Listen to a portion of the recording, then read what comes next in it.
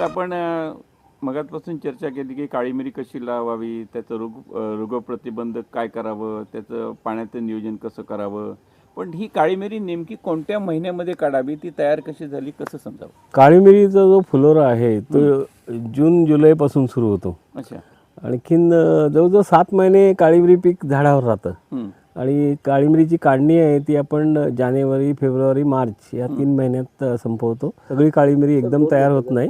काळी मिरी तयार होण्यासाठी ज्या घड आलेले असतात झाडावर त्यातले साधारण 2-4 मणी अशा तऱ्हेचे पिवळे झाले, लाल झाले की संपूर्ण झाड काढायला तयार झाले असं समजायचं. साधारण संपूर्ण झाडावर 5-6 मणी जरी पिकलेले मिळाले घडामध्ये तर साधारण संपूर्ण झाड तयार झालं असं समजावं आणि काढावं. कारण जर काढणीला उशीर झाला तर दाणे फार मोठ्या प्रमाणात गळतात. आणखीन मग ह्या तयार झालेल्या दाण्यांची पांढरी मिरी करायला लागते आणि पांढरी मिरीला तेवढासा काय चांगला दर सध्या बाजारात मिळत नाही. तर त्यामुळे वेळेवर काढणी करणे हा फार महत्त्वाचा इश्यू आहे. आणि काढणी साधारण जानेवारी ते मार्च या 3 महिन्यात होते. प्रत्येक झाडाची काढणी होण्याची वेळ वेगळी वेगळी असते. त्यामुळे कुठल्याही परिस्थितीत सर्व काळी मिरी एकदम काढू नये. जशी जशी तयार होईल तशी काढावी. आणि त्याचा मोठा परिणाम त्याच्या रिकव्हरीवर होतो. म्हणजे ओली मिरी आणि सुकलेली मिरी याचं प्रमाण असतं तर ते फार कमी होतं जर कोवळी काळी मिरी काढली तर.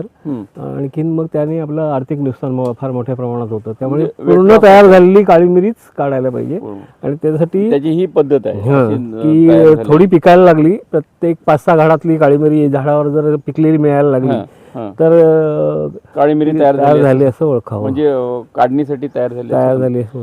ही जी काय तुम्ही शिडी लावले, ही काढणीची जी पद्धत आहे ना, ती नेमकी काय आहे ती जरा समजून सांगा ना थोडी. ह्या हलक्या स्वरूपातल्या वजनाने हलक्या असलेल्या शिड्या आहेत ॲल्युमिनियमच्या. आणखीन त्याची उंची कमी जास्त करता येते. आणखीन वजनाने अतिशय हलक्या आहेत या शिड्या. आणखीन उंची कमी करू शकतो, वाढवू शकतो आणि कुठेही सहज त्याची वाहतूक करू शकतो. आमची माणसं जेव्हा काढायला वर चढतात तेव्हा ती प्रथम वर जाऊन शिडी बांधतात सुंबाने झाडाला. आणि त्यामुळे मग ते सुरक्षित राहतात. कुठल्याही परिस्थितीत शिडी सरकू शकत नाही. आणि हे तंत्र खूप चांगलं आहे. या शिड्यांची किंमत साधारण 10,000 ते 12,000 रुपये आहे बाजारात. कुठे मिळतात सगळ्या बिल्डिंग मटेरियल्सवाल्यांकडे किंवा ॲल्युमिनियमची जी विक्रीची दुकानं असतात तिथे मिळतात. आणखीन अतिशय चांगल्या प्रकारच्या ह्या शिड्या आहेत की ज्यांची उंची आपण कमी करू शकतो. आणखीन तशा त्या हलक्या असल्यामुळे कुठेही नेता येतात. बरोबर. आणि त्यांच्याकडे छोटे छोटे पिशव्या आहेत. ह्या इथे आहेत बघा आपल्याकडे. अशी पिशवी असते, तिला हुक असतो. आणि शिडीला अडकवायचं आणि मग तो दोन्ही हाताने चांगल्या प्रकारची काळी मिरी काढतो. आणि विशेष म्हणजे काळी मिरीनं झाडाचा झाकण्याकडे हे असतो, कल असतो. तर ती झाकलेली काळी मिरी शोधून काढायला लागते. आणि त्यासाठी थोडासा वेळ पण जातो. पण मग पूर्ण काढणी झाडाची होते. आणि जेव्हा आपली सध्या शिडीची उंची 22 फुटापर्यंत आहे, आणखीन तेवढीच ती सुरक्षित आहे असं मला वाटतं. कारण त्याच्यापेक्षा जास्त वर चढलं आणि कोणी पडलं तर फार नुकसान होऊ शकतं. तर त्यामुळे आपण 22 फुटावर दरवर्षी वाढलेल्या वेली कापतो. आता ते जे शिगवण चढले ते आता वेली कापतायत. 22 फुटापेक्षा जास्त गेले. 22 फुटाच्या वर जे वेल कापतायत ना, तर तेवढीच आम्ही हाईट मेंटेन करतो. आणि आता जादा झालेली वेल कापून टाकली आणि त्याच्या काळी मिरी नंतर ती स्वतंत्रपणे काढतात. अच्छा. एक माणूस तसं बघितलं तर दिवसाला 30 ते 35 किलो काळी मिरी काढू शकतो. सर आज ही आपण काळी मिरी काढली का झाडावर? आजच काढलेली आहे. आज आली होती तिकडून. आणि मग पुढे काय करणार आहेत आपण? काळी मिरी आली घरी की प्रथमतः ते पिकलेले घड असतात ते वेगळे करतात. कारण पिकलेले घड जर मूळ उत्पन्नात टाकले तर त्याची गुणवत्ता घसरण्याची शक्यता असते. आणि पिकलेल्या घडांचं ते वेगळं हे प्रोसेस करतात. त्यामुळे पहिली स्टेप जी उत्पादन येतं त्यातली पानं वेगळी केली जातात. काही दुसरं काय आलं असेल पदार्थ ते वेगळे केले जातात. पिकलेली काळी मिरी वेगळी केली जाते. आणि नंतर जर उत्पादन आपलं 1 टनापेक्षा कमी असेल तर मी म्हणेन की शेतकऱ्यांनी जमिनीवर शेडनेट टाकावं, अच्छा. त्याच्यावर पॉलिथिन टाकावं, हं. आणखीन पायाने या तऱ्हेने मळून ही पद्धत का ती? ही काळी मिरी वेगळी करता येते. दाणे जे घडापासून आहेत ते वेगळे करता येतात, हं. पण ह्याला खूप मजूर लागतात. अच्छा. आणखीन जर कमी उत्पादन असेल तरच हे शक्य आहे, हं. पण जास्त उत्पादन असेल तर आपल्याला वेगळी प्रोसेस त्याला मशिनरी वापरायला लागते. Machinery. आणि हे मशीन आहे त्यासाठी. हे मशीन कुठून घेतलं आपण? हे गोव्याला पूर्वा सेल्स प्रायव्हेट लिमिटेड कंपनी आहे, ती तयार देते, आपल्याला पुरवते. हा. आणखीन हे कर्नाटकमध्ये बनतं. मग गोव्यातला माणूस कर्नाटकमधून आणून ती आपल्या घरात आणून पोहोचवतो. हा. 20 ते 22,000 म्हणजे 20,000 रुपये किंमत आहे आणि 2,000 रुपये ट्रान्सपोर्टला पडतात. असं करून 22,000 तुमच्या घरी येऊन ती मशिनरी तुम्हाला मिळते. आणखीन ह्या मशिनरीची इफिशियन्सी खूप चांगली आहे. 10 ते 12 किलो ही काळी मिरी आहे, ती 3 मिनिटात ते साफ करते. अच्छा. 3 मिनिटामध्ये बेरी वेगळ्या होतात, घड वेगळे होतात. म्हणजे मधली धी असते ती. माणसाचे श्रम वाचवण्यासाठी खूप हा. उपयुक्त आहे. फक्त जर काळी मिरीचं उत्पन्न शेतकऱ्याला कमी असेल तर अशा तऱ्हेने या पद्धतीने. चोळून काढलं तरी चालेल. ही पारंपरिक पद्धत. हा, ह्या पारंपरिक पद्धतीमध्ये काय होतं, तुम्हाला चाळण मारून ते मधले देठ जे आहेत ते वेगळे करायला लागतात. तर त्यामुळे थोडे त्यामध्ये मजूर जास्त लागतात. हं. आणि ह्याच्यामध्ये बाकी मशीन असलं तर मग आपण पटापट ते करू शकतो. आता जरा हे हां, हे किरण दाखव. मशीन चालू कर.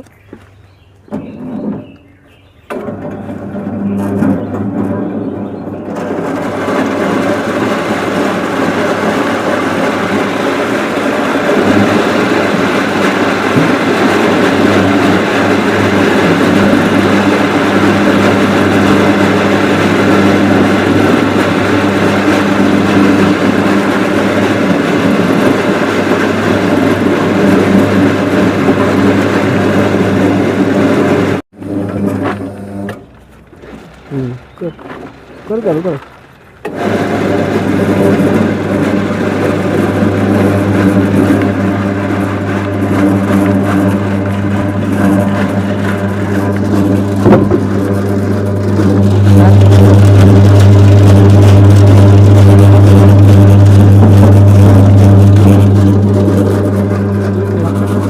झालं असलं तर का काढू द्या. ते देठ इकडे फेकले जातात.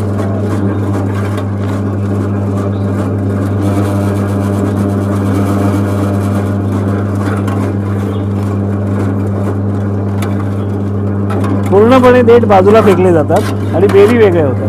त्यामुळे आणि एक क्रेट 10 किलोची जवळजवळ 3 मिनिटात 3 ते 4 मिनिटात वेगळी होते. झाल्यानंतर हे डेट बाजूला एक क्रेट झाल्यानंतर काही वेळेला ह्या दोन्ही पद्धती जर नसतील वापरायच्या, आणखीन आपल्याकडे मजूर कमी असतील तर आपण एक करू शकतो की उष्णजल प्रक्रिया आहे, ती आपण थोड्या वेळाने बघणार आहोत. तर ती आधी करायची. पिशवीत हे भरून ते 1 मिनिटभर उकळत्या पाण्यात बुडवायचे आणि ती तशी प्रक्रिया केल्यानंतर दाणे नंतर सहज सुटतात. तो एक पर्याय शेतकरी वापरू शकतात की उष्णजल प्रक्रिया जी आपण करतो 1 मिनिटभर, ती आधी करायची आणि नंतर ते थंड झाले घड की त्यातून दाणे वेगळे करायचे. ते खूप सोपं आहे. पण जी म्हटलं ना मगाशी की 2-3 पद्धती आहेत प्रक्रियेच्या, त्यामधली ही प्रक्रिया आहे. ही खरी डॉक्टर बाळासाहेब सावंत कोकण कृषी विद्यालयाने शिफारस केलेली प्रक्रिया आहे की 1 मिनिटभर उकळत्या पाण्यात काळी मिरी ठेवायची. त्यासाठी हे पुरचुंडी बांधतात आणि पुरचुंडी बांधल्यानंतर ती बरोबर 1 मिनिट पाण्यामध्ये बुडवायची. आणि त्यासाठी ते घड्याळ आपण इथं आणलंय.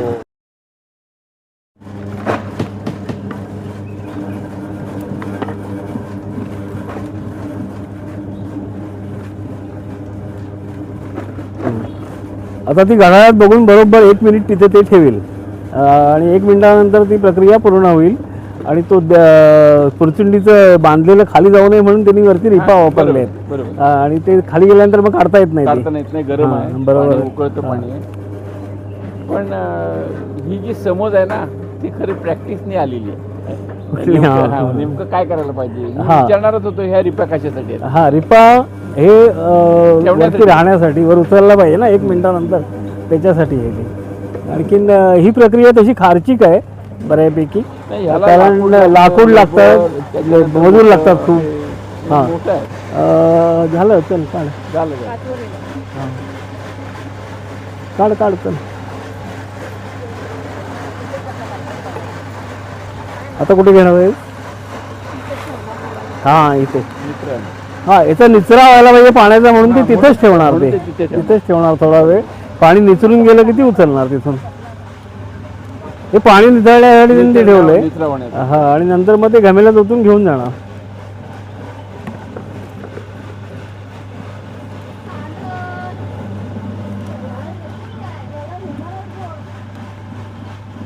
आणि ही झाल्यानंतर मग ती परत सुकत ती नाही. परत वाळवायची. नेहमीप्रमाणे 3 ते 4 दिवस वाळवायला लागते. ही विद्यापीठाने शिफारस केलेली पद्धत आहे. आणि जेव्हा व्यापारी तत्वावर ही काळी मिरी पिकवली जाते त्या सोलारायझेशनच करणं शक्य आहे. हो, कारण मोठ्या प्रमाणामध्ये हां गरम पाणी उकळत्या पाण्यात बुडवणं अशक्य आहे. थोडं अशक्य होतं ते. आणि खूप मजूर त्याला लागतात. आणखीन खर्चिक होतं मग ते. बरोबर. उत्पादन खर्च वाढतो त्यामुळे. सर प्रक्रियाबद्दल माहिती सांगा. ही जे सोलरायझेशन तुम्ही म्हणाले होते हां ते नेमकं काय पद्धत आहे ती त्याची आणि काय कशा पद्धतीने आपण करू शकतो? अजूनपर्यंत आम्ही उष्णजल प्रक्रियाच करत होतो. उकळत्या पाण्यात 1 मिनिटभर काळी मिरी बुडवायची आणि ती काढून वाळवायची. ही प्रक्रिया करत होतो. पण बऱ्याच जणांचं असं म्हणणं आहे की जेव्हा आपण 100 डिग्री टेम्परेचरला जेव्हा काळी मिरी पाण्यात बुडवतो तेव्हा त्यातले बरेचसे कंटेंट्स कमी होतात. आणखीन केमिकल कंटेंट्स जे गरजेचे आहेत ते कमी होतात. अच्छा. आणि त्यामुळे ही कर्नाटक शिर्शी अच्छा. तिथले जे शेतकरी आहेत ते हे सोलरायझेशन तंत्र वापरतात. अच्छा. त्यामध्ये शेडनेटवरती काळी मिरी पसरायची. शक्यतो त्यांचं असं म्हणणं आहे की 10 वाजेपर्यंत तुम्ही सगळी प्रक्रिया बेरीज सेपरेट करण्याची जी प्रक्रिया आहे ती पूर्ण करा. आणि नंतर काळी मिरी पसरवायची शेडनेटवर आणि त्याच्यावर सिल्पॉलिन प्लास्टिक टाकायचं. आपण बघूया आता कसं करायचं ते. काळी मिरी जमिनीवर पसरायची. आणखी जमिनीवर नाही शेडनेटवरती. आणखीन पसरल्यानंतर त्याच्यावरती सिल्पॉलिन टाकायचं. त्याचा नेमकं काय उद्देश? त्यामुळे आतमध्ये हे उष्णता तयार होते. आणखीन जे आपण प्रक्रिया उष्ण जलाने करतो ते नैसर्गिकरित्या होते. या प्रक्रियेचा खर्च अतिशय कमी आहे. आणखीन बाकी जर उष्णजल प्रक्रिया आहे तिचा खर्च खूप मोठा आहे. बरोबर. आणखीन खूप मजूर त्या प्रक्रियेला लागतात. आणखीन सध्याच्या काळात मजूर खूप उपलब्धता फार कमी आहे. त्यामुळे त्या दृष्टीने शेतकऱ्यांनी ही जी सोलरायझेशन ट्रीटमेंट आहे ती उत्पादन खर्च पण कमी होत असेल. उत्पादन खर्च निश्चितच कमी होतो. जे मागाशी म्हणालेत की ह्याचे कंटेंट जे कमी होतात ते पण कमी होत नसतात. हा केमिकल कंटेंट ह्यात टिकून राहतात. आता हे झालं पसरलेलं. सकाळी 10 वाजता त्यांचं म्हणणं आहे की तुम्ही पसरा काळी मिरी सगळी बेरी वेगळ्या करून. ऊन असेल ते मिळालं पाहिजे. हां नंतर हे सिल्पॉलिन त्याच्यावर पसरायचं. आणखीन असं हे 1.5 दिवस ठेवायचं. 1.5 दिवस. हां दुसऱ्या दिवशीच्या दुपार 2 वाजेपर्यंत ते असंच ठेवायचं. रात्री सुद्धा ते काढायची गरज नाही आहे. हां सिल्पॉलिन. हां सिल्पॉलिन असल्यामुळे दाणे काय परत लगेच भिजत नाहीत. आणि ते ठेवल्यानंतर आतमध्ये उष्णता तयार होते आणि त्या उष्णतेने आपोआपच प्रक्रिया होऊन जाते. ते सिल्पॉलिन उडू नये म्हणून वरती काहीतरी लाकडाच्या पट्ट्या ठेवायच्या. वजन ठेवायचं. तर असं हे 1.5 दिवस ठेवायचं. म्हणजे दुसऱ्या दिवशी 2 वाजेपर्यंत. आणि 2 वाजता याची मोटकुळी बांधायची आणि ती मी कशी करायची दाखवतो. चालेल. हां हे 1.5 दिवस असंच ठेवायचं. काही याला करायचं नाही. रात्रीची काढायची पण गरज नाही. आणखीन याच्यामध्ये आतमध्ये उष्णता तयार होते आणि ती तिथंच ठेवली जाते. आणि त्यामुळे उष्णजल प्रक्रियेने होणार होतं ते हे फुकट होतं सगळं. फुकट होतं. हां हे काल सकाळी पसरलं होतं का आपण? आज दुपारी ते मोटली बांधायला पाहिजे त्याची. आणखीन मग हे अशा तऱ्हेची हे ट्रान्सपरंट पॉलिथिन घ्यायचं आणि जे काही 1.5 दिवसाचं हे आहे काळी मिरी ती त्याची एक मोटली बांधायची. अशी गच्च सुंबानी बांधलेली इथे दिसते आपल्याला. आणखीन तसं ते अर्धा दिवस ठेवायचं. अर्धा दिवस उन्हामध्ये ठेवायचं. आणि दुसऱ्या दिवशी ती मोकळी करायची. आणखीन मग शेडनेटवर सुकवायची.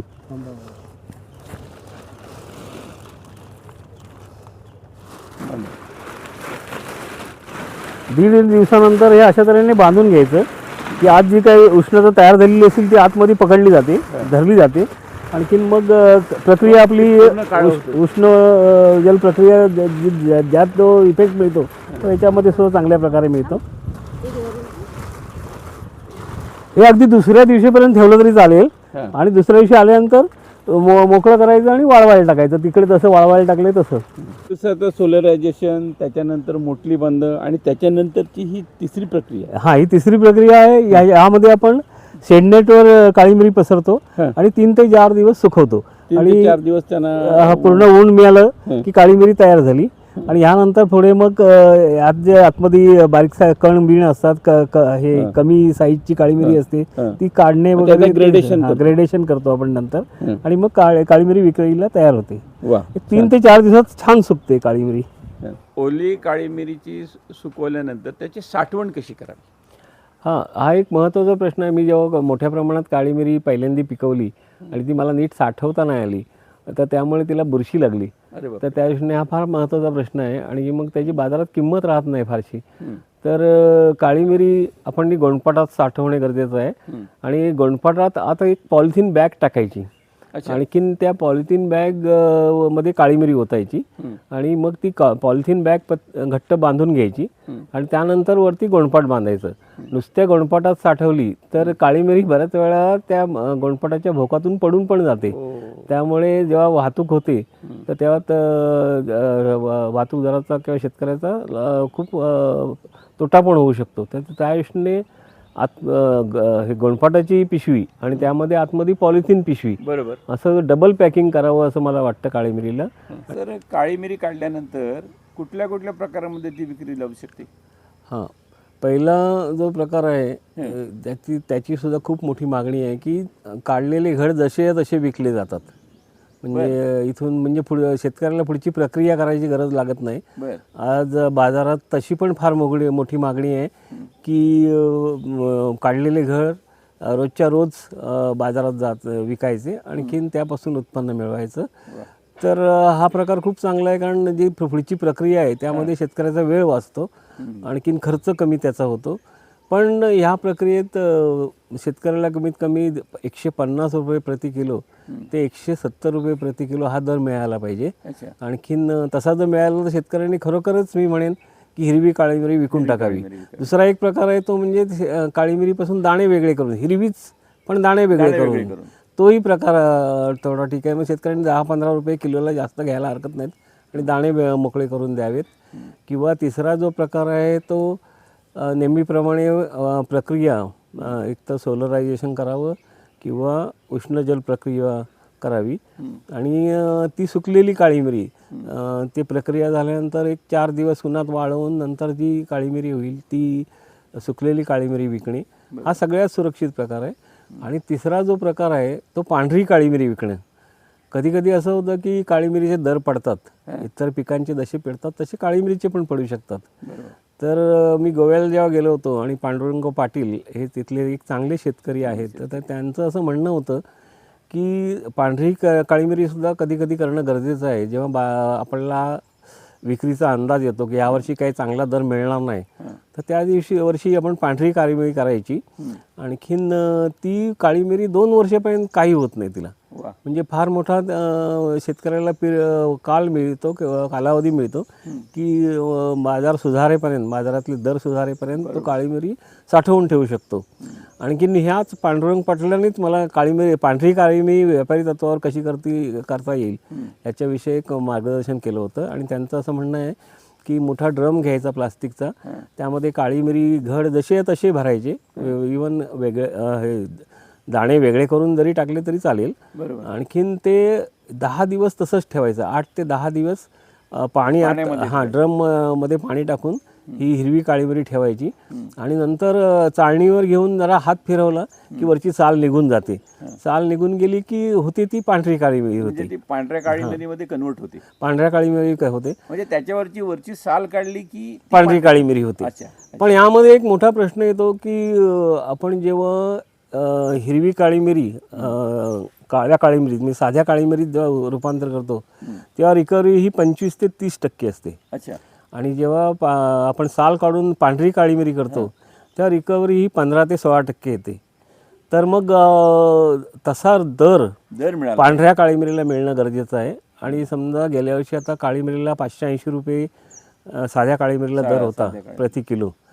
तर मग ह्या पांढऱ्या काळी मिरीला त्याच वेळेला 950 ते 1000 रुपये दर मिळायला पाहिजे, तरच ते शेतकऱ्याला परवडणार आहे. कारण त्याला एक तर प्रक्रिया करायला लागते, वाळवायला लागतं, आणखीन थोडं पांढरी दिसावी म्हणून सुद्धा प्रक्रिया करावी लागते. तर हे सगळं जर गृहीत धरलं तर तेवढा दर त्याला मिळणं गरजेचं आहे. म्हणजे जेव्हा 580 रुपये साध्या काळी मिरीला दर मिळतो, तेव्हा साधारण 950 ते 1000 रुपये पांढऱ्या काळी मिरीला दर मिळायला पाहिजे. ह्यामध्ये एक गंमत आहे की तसा दर मिळत नाही बाजारात. ह्याचं एक प्रमुख कारण असं असावं की जो पांढऱ्या काळी मिरीचा ग्राहक आहे तिथपर्यंत आपण पोचत नाही. तर त्या दृष्टीने भविष्यकाळात प्रयत्न करायला लागते की पांढऱ्या काळी मिरीचे ग्राहक कोण आहेत आणि त्यांच्याकडे जर पोचलं तर पांढऱ्या काळी मिरीला मागणी नाही आहे असं आहे, पण आपण त्यांच्यापर्यंत पोचणं गरजेचं आहे. भविष्यकाळात तेही करायला लागेल, कारण दर हे नेहमीच चांगले राहतील असं वाटत नाही. त्या दृष्टीने शेतकऱ्यांनी प्रयत्न करायला पाहिजे असं मला वाटतं. महत्त्वाचा प्रश्न आहे, काळी मिरी काढल्यानंतर वाळवणे हे तुम्ही सगळं सांगितलं, पण ती साफसूफ पण करावी लागते ना? हां, जी काळी मिरी आपण जेव्हा प्रक्रिया करतो त्यावेळेला आत बऱ्याच प्रकारचे वेगवेगळे पदार्थ मिसळतात. वाळवणीच्या वेळेला सुद्धा बऱ्याच गोष्टी जातात आतमध्ये. आणि काही काळी मिरी असते ती खूप छोटी असते, ती बाजारात विकली जात नाही.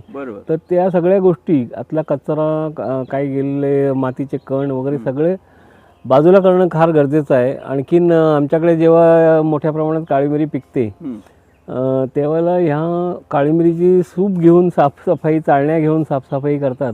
आणि जवळजवळ 10-12 दिवस ते काम चालतं. 7-8 मजूर सलगपणे तेच काम करत असतात आणि फार मोठा खर्च होतो. मग त्या दृष्टीने मी गेल्या वर्षी खूप प्रयत्न केले आणि जेव्हा मी श्रीसीला गेलो होतो शेतकऱ्याकडे, तर त्याच्याकडे एक चांगलं मशीन होतं की ज्याची किंमत जवळजवळ 45,000 रुपये आहे. पण जरी किंमत मोठी असली तरी जेवढा मजुरांवर दरवर्षी खर्च होतो तर तो टाळायचा असेल तर ती मशीन घेणं गरजेचं आहे. यावर्षी माझा प्रयत्न राहील की मी ते मशीन खरेदी करीन. ते मशीन केरळात तयार होतं. त्याचा उत्पादक जो आहे तो केरळामध्ये आहे आणि तो तिथून पाठवायला तयार आहे मशीन. 45,000 रुपये त्याची किंमत, प्लस एक 3-4 हजार रुपये ट्रान्सपोर्टचा खर्च येईल. पण जर अशा तऱ्हेने मोठ्या प्रमाणात काळी मिरी करायची झाली तर मजुरांची बचत करण्यासाठी, मजुरांवरील खर्च कमी करण्यासाठी ती मशीन घेणं गरजेचं आहे आणि यंदा मी ते घेणार आहे. आणि कदाचित असं झालं तर बरं होईल की ह्या सगळ्या जे काळी मिरीला लागणाऱ्या मशिनरी आपण घेतो त्या 1 महिनाभर वापरल्या जातात आणि वर्षभर तशाच पडून राहतात. तर शेतकऱ्यांनी जर सहकारी तत्वावर जर ते एकत्र आले, आणखीन एक 10-15-20 शेतकरी मिळून एक मशीन घेतलं तर त्या मशिनरीचा वापरही योग्य होईल. आणखीन तसा त्या मशिनरीला फार मोठी देखभाल वगैरे आहे असं नाही आहे. विद्युत पुरवठ्यावर ते चालतात. आणखीन सर्वसाधारणपणे घरचं जे ह्याचं जोडणी असते, विजेची जोडणी असते सिंगल फेज, त्याच्यावर ते चालणारे मशिनरीज आहेत. पण आत्ता मी सध्या माझं जे हिरवे दाणे वेगळे करायचं मशीन आहे ते शेतकऱ्यांना वापरायला देतो, अगदी मोफत देतो, काही हे नाही आहे. पण अशा तऱ्हेची एक चळवळ तयार होणं गरजेचं आहे की काळी मिरी किंवा मसाला पिकं ही जी प्रक्रिया करण्यासाठी जी मशिनरी लागते, साधन सुविधा लागतात, यंत्र सामुग्री लागते, ती एकत्रितपणे खरेदी करून सगळ्यांनी मिळून वापरायला पाहिजे. आणि त्या दृष्टीने सुद्धा आपली मानसिकता तयार होणं गरजेचं आहे. बरोबर आहे. पारंपरिक पद्धतीला मनुष्य श्रम जास्त लागत आहेत, वेळ जास्त लागतोय. आपण आधुनिकीकरणाकडे वळलं पाहिजे.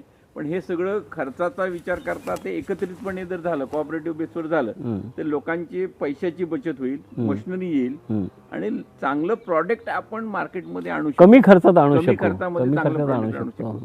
बरोबर आहे. पण मग ह्या मशिनरी आता तुम्ही केरळमधनं मागवणार आहात आणि त्याच्यामुळे ग्रेडेशन पण होते का? ग्रेडिंग पण होतं. बारीक काळी मिरी वेगळी होते, कचरा वेगळा होतो आणि फार अल्पावधीत कमी वेळात ते करतं. आणि त्यामुळे ते मशीन मी यंदा निश्चित खरेदी करणार आहे. त्यासाठी आवश्यक दरपत्रकं मागवून झालीत आणि त्या पुरवठादाराशी माझी भेट पण झाली. त्या दृष्टीने हे यंदा होऊन जाईल. सर, सध्या काळी मिरीला बाजारातला दर काय आहे आणि नेमकं तुम्ही मगाशी 2-3 प्रकार सांगितले, हिरवी, काळी आणि पांढरी. सध्या काळी मिरीचा दर काय आहे बाजारातला? हां, हिरव्या काळी मिरीचं मी म्हटलं की शेतकऱ्याला कमीत कमी 150 ते 170 रुपये दर प्रति किलो मिळायला पाहिजे, तर त्याला ते परवडेल. आणखीन नेहमीची साधी काळी मिरी आहे आपली, की काळ्या रंगाचीच असते, ती वाळवतो आपण, तर तिला 450 ते 500 रुपये दर मिळायला पाहिजे, तर शेतकऱ्याला परवडेल. आणि हाच दर गोवा आणखीन कर्नाटक याच्यामध्ये तुलना केली आपण, तर कर्नाटकात 700 रुपयापर्यंत दर असू शकतो, की जेव्हा इथे 580 वगैरे दर असतो.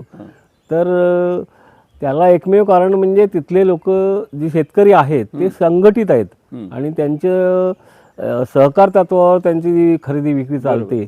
आणि ती सहकारी चळवळ आहे, ती आपल्याकडे नाही आहे. आणि आपल्याला उत्पादन पण फारसं आपल्याकडे येत नाही काळी मिरीचं, त्यामुळे ह्या गोष्टी होत नाहीत. पण भविष्यकाळात सहकार आपल्याकडे रुजायला पाहिजे. आणखीन गोव्यामध्ये बघितलं तर आपण गोवा बागायतदार संघ आहे. आणखीन 2 वर्षापूर्वी आपण गोवा बागायतदार संघाला भेट दिली होती. हां, आणखीन तिथं बघितलं आपण तर गोवा बागायतदार संघ ही संघटना, गोवा बागायतदार संघ ही संघटना अतिशय चांगली आहे. आणि ती शेतकऱ्यांना 7% प्रॉफिट घेऊन सगळ्या निविष्ठा ज्या शेतीतल्या आहेत ती पुरवते. आणखीन शेतकऱ्याचा सर्व प्रकारचा माल खरेदी करते, शेतमाल जो आहे तो सर्व प्रकारचा खरेदी करते आणि त्यांना जास्तीत जास्त दर देते. त्यामुळे मी जेव्हा काळी मिरीची विक्री करायला जातो तेव्हा माझा तिकडे एक विद्यार्थी आहे गोव्यामध्ये, तर त्याला मी पहिल्यांदा आधी गोवा बागायतदार संघाचा दर विचारतो. नंतर आता शिर्शीतले जे सहकारी बाजार आहेत तिथे 5 सहकारी सोसायटी आहेत शेतकऱ्यांच्या वेगवेगळ्या नावाच्या, तर त्यांच्याकडे सुद्धा माझा संपर्क आता आहे. आणि मग तिथला दर आला तिथला की तो मी स्वतः माझी काळी मिरी विकतो आणि मग सगळ्या शेतकऱ्यांना तो दर कळवतो की यावर्षी या दराच्या खाली येऊ नका, बाजार स्थिर आहे किंवा काय अस्थिर आहे जे काय असेल ते. आणि त्या दृष्टीने इथल्या शेतकऱ्यांना आपला माल विकण्यासाठी सुद्धा मी चांगल्या प्रकारची मदत करतो. सर, नुसतं उत्पादन येऊन चालणार नाही, तर त्या दराविषयी आपण थोडं सजग असलं पाहिजे. आणि त्या दृष्टीने तुम्ही गोवा बागायतदार संघ, शिर्शी यांच्याशी संपर्कात आहात आणि त्याचा फायदा दापोलीला नक्की होतोय, तुम्हाला जसा होतोय तसा. संपूर्ण रत्नागिरी जिल्ह्यात मी सगळे दर कळवतो व्हॉट्सअप आणि फेसबुकच्या माध्यमातून. यावर्षी या खाली येऊ नका, आणि त्याचा गेल्या वर्षी खूप फायदा आला शेतकऱ्यांना. अशी साधारण किती शेतकऱ्यांची तुमच्याकडे हे आहे, ग्रुप आहे साधारणतः? माझ्याकडे व्हॉट्सअप ग्रुप्स आहेत आणि मी फेसबुकवर पण असतो. आणि मग मी त्या वेळेला त्या पोस्ट टाकतो की आणखीन त्या शेतकऱ्यांना जागरूक करण्याचा प्रयत्न करतो. पण खरं तर शेतकऱ्यांची संघटना होणं गरजेचं आहे, की काळी मिरी उत्पादक, नंतर जायफळ उत्पादक, अशा प्रकारची संघटना होणे गरजेचं आहे. आणि खरं तर जसा गोवा बागायतदार संघ आहे तसे ठिकठिकाणी बागायतदार, म्हणजे दापोली बागायतदार संघ होणे गरजेचं आहे, रत्नागिरी बागायतदार संघ. आणि त्यांनी शेतकऱ्यांचा सगळा माल खरेदी करायला पाहिजे आणि शेतकऱ्यांना सगळे लागणारे ज्या निविष्ठा आहेत ते योग्य दरात पुरवायला पाहिजे. तर मी तर शेतकऱ्यांना सगळ्या विनंती करेन की एकदा गोवा बागायतदार संघाचं काम आपण येऊन बघून यावं. फार अतिशय चांगल्या प्रकारे ते काम करतायत. आणखीन तसं जर झालं तर आपल्याकडे सुद्धा शेतीला अतिशय चांगली ऊर्जित अवस्था येईल असं मला वाटतं. तर शेतकऱ्यांनी काळी मिरी उत्पादनाकडे का वळावं असं तुम्हाला वाटतं?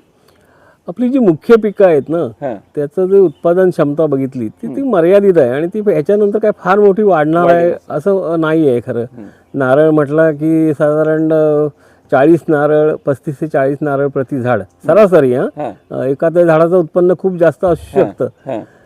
तसं सुपारीचं म्हटलं की 2-2.5 किलो सुपारी, हे सगळं ठरलेलं आहे. बरोबर. मग त्यात काय वाढ होणार नाही फार मोठी. तर ही जी आंतरपिकं घेतली तर आपल्या उत्पादनात फार मोठी वाढ होऊ शकते. आणि ही मला नेहमीच असं वाटतं की मसाल्याची झाडं ही कोकण कधी सोडणार नाहीत. कारण आता आपण बघितलं की नारळ सगळ्या महाराष्ट्रावर यायला लागला, नंतर सुपारी सुद्धा बऱ्याच ठिकाणी यायला लागली. आणखीन इतर ही सगळी पिकं, आंबा तर आता आपल्याकडे राहिलाच नाही अशी स्थिती आहे. काजू फक्त आपल्या कोकणातच होतो आणि तो होणारच आहे तसा. पण ही मसाल्याची पिकं बघी आपल्याकडे देवाने जे, परमेश्वराने जे हवामान दिलंय, बरोबर, त्यामुळे आपल्याकडेच ती होणार आहेत. आणि त्या दृष्टीने आपणच त्याच्या लागवडीकडे लक्ष द्यायला पाहिजे. आज मसाल्याच्या पिकांना बाजारात प्रचंड मागणी आहे, चांगले दर मिळत आहेत. आणि त्या दृष्टीने मुख्य पिकावर न अवलंबून राहता ही मसाल्या पिकांची लागवड शेतकऱ्यांनी भविष्यकाळात केली तर शेतीत एक जो निराशाजनक चित्र आहे की आज काय फारसं मिळत नाही शेतीमधून, तर त्यात ते सुधारण्याला खूप मदत होईल असं मला वाटतं. आणखीन शेतकऱ्याला ऊर्जित अवस्था प्राप्त होईल असं मला वाटतं. सर, तुम्ही मगाशी असं म्हणालात की नारळाच्या उत्पन्नापेक्षा नारळावर असलेली काळी मिरीचं उत्पन्न जास्त आहे. निश्चितच जास्त आहे. हां. नारळापासून 1,000 रुपये मिळतात, हां, अगदी 700 ते 1,000 रुपये मिळतात. बरोबर. आणि काळी मिरीपासून 3 ते 3,500 रुपये पण मिळू शकतात. म्हणजे मुख्य म्हणजे उत्पन्नापासून मुख्य पिकापेक्षा आंतरपिकाचं उत्पन्न फार मोठं होतं. आणखीन हा विरोधाभास तयार व्हावा, समजावा शेतकऱ्यांना, हीच माझी इच्छा आहे आणि त्या दृष्टीने प्रयत्न मी करतोय. त्या दृष्टीने तुम्ही जिथे झाड तिथे काळी मिरी, हा परावलीचा शब्द व्हावा. परावलीचा शब्दच आहे तो खरा. आणि त्या दृष्टीने तुम्ही प्रचार प्रसार आणि लोकांपर्यंत पोहोचतोय. तर एक महत्त्वाचा प्रश्न आहे की शासन याची दखल घेतं का? होय, मला खूपच सांगायला आनंद वाटतो की शासनाचे वेगवेगळे अधिकारी, म्हणजे विशेष करून कृषी खात्याचे, जिल्ह्याचे प्रमुख कृषी खात्याचे, नंतर जे 5-6 जिल्हे मिळून एक JDA असतात ऑफिसर, ते सुद्धा, ते नंतर महाराष्ट्र राज्याचे डायरेक्टर ऑफ हॉर्टिकल्चर, हे सुद्धा माझ्या फार्मवर आले आणि त्यांनी संपूर्ण वेळ देऊन माझी बाग बघितली. आणखीन त्यांच्या खात्याला त्यांनी आता सुरुवात केली की शिंदे सरांकडे जा, त्यांची काळी मिरी बाग बघा, आणखीन अशी शेतकऱ्याकडे होईल असे प्रयत्न करा, असं त्यांनी सर्वांना सूचना दिलेल्या आहेत. आणि त्या दृष्टीने अंमलबजावणी सुरू आहे.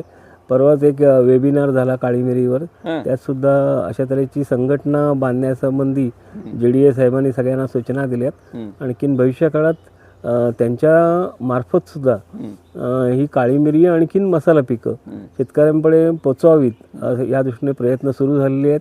थोडे दिवसात त्याला चांगली गती येईल असं मला वाटतं आणि भविष्यकाळ आपल्या कोकणासाठी, मसाला पिकांसाठी चांगला राहील असं मला वाटतं. वा वा वा वा.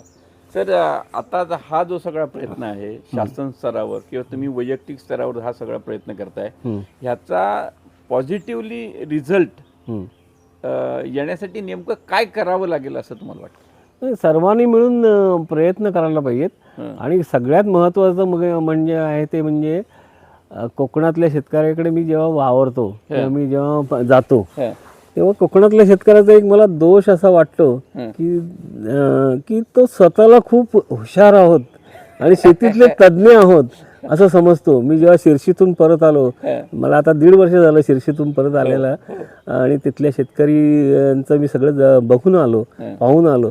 आणि मी कित्येक शेतकऱ्यांमध्ये जेव्हा सांगायला गेलो तर साधं कोणी माझं पूर्ण म्हणणं ऐकून पण घेतलं नाही, साधं ऐकूनही घेतलं नाही. त्यामुळे मग तिथल्या गोष्टी तपशीलवार सांगणे हे फार कठीण गेलं.